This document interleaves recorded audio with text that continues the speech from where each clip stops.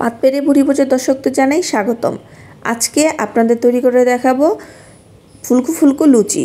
এর জন্য প্রথমে 2 কাপ পরিমাণে আটা বা ময়দা নিয়ে নিব, যে যেটাতে নেবেন কোনো সমস্যা নেই। এরপর পরিমাণ মতো লবণ দিয়ে দিব।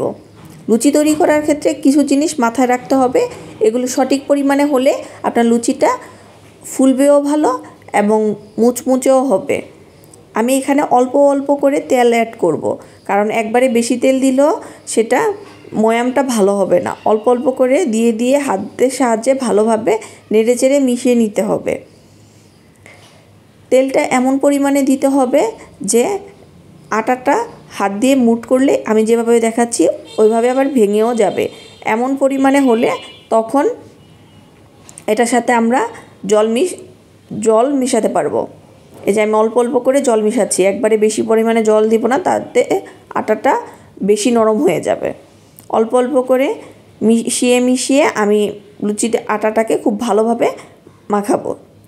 এই যে আমার মাখানোটা খুব ভালোভাবে হয়ে গেছে। দেখেন, মাখানোটা বেশি শক্তও হয়নি, বেশি নরমও হয়নি। এরকম যদি হয় তাহলে লুচিটা ভালোভাবে ফুলবে। এরপর আমি ছোট ছোট লেচি কেটে নিচ্ছি। লেচিগুলো কাটা হয়ে গেলে আমি বেলুন পিঁড়িতে অল্প পরিমাণে তেল মেখে নিব। তেল দিলে দেখা যাবে পিঁড়ির তলাতে, তাহলে আর লুচিটা ভরে থাকবে না। এরপর সুন্দর করে গোল গোল করে নিব। এরপর আমি আস্তে ধীরে এটাকে বেলে নিব।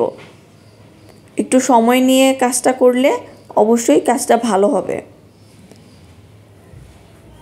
আমি প্রথমে একসাথে কয়েকটা লুচি বেলে নিব, 3-4টা বেলে নিব, কারণ একসাথে এর বেশি বেললেও লুচিগুলো পরে নষ্ট হয়ে যাবে।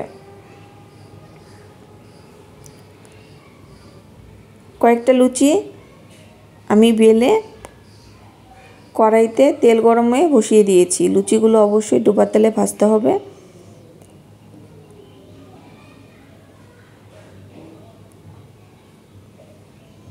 এই যে আমি ভেজে নিচ্ছি, এপিট ওপিট করে আমি উল্টে পাল্টে নিব। একটু সময় দিয়ে ভাজতে হবে। চুলার আঁচটা এই সময়তে মিডিয়ামে রাখতে হবে। হাইতে রাখলে লুচিটা তখন পুড়ে যাবে। এই যে আমি ভেজে নিচ্ছি ফুলকো ফুলকো লুচি। এই ট্রিক্সগুলো ফলো করলে আপনাদেরও খুব সুন্দরভাবে ফুলকো ফুলকো লুচি তৈরি হয়ে যাবে। এই তো আমার লুচি ভাজা রেডি। ধন্যবাদ সবাইকে।